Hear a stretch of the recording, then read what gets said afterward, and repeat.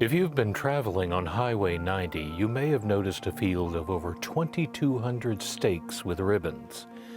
It's Child Abuse Prevention Month, and each stake represents a child served in the last year by child advocates of Fort Bend. And I want to welcome each and every one of you here today to dedicate this awareness field in observation of April being Child Abuse Awareness Month.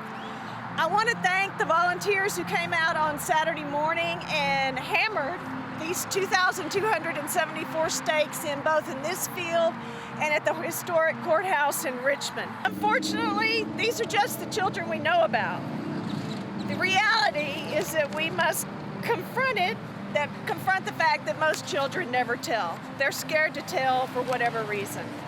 As a club, the Exchange Club of Fort Bend, we're dedicated to doing what we can to bring awareness to this ugly truth and growing problem.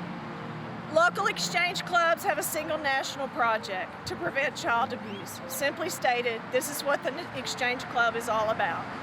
It's a sad, sad day in this time in 2021 that we have to do something like this. What that says about us in society, I don't know, other than it's sad we have to do this. Well, thank you everyone again for coming out, and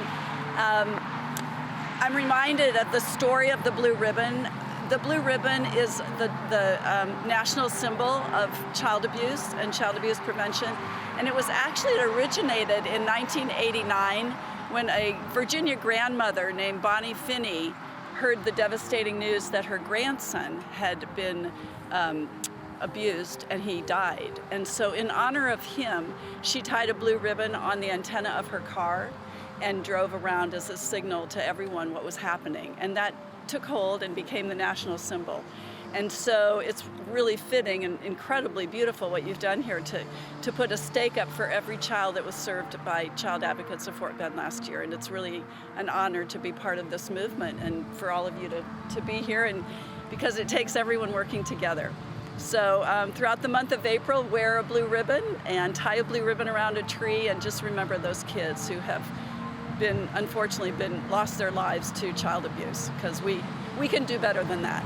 So, thanks, Kelly. Missouri City and Stafford have sponsored this and helped with it for many years. So again, thank you to each and every one of you.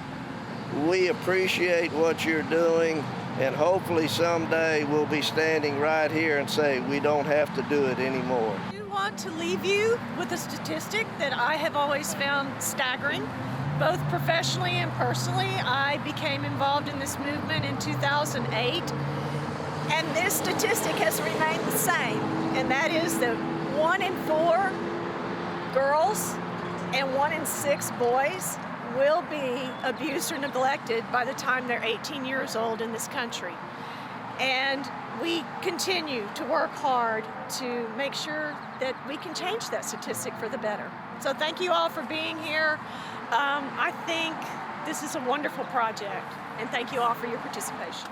For Stafford Weekly News, this is Randall Williams.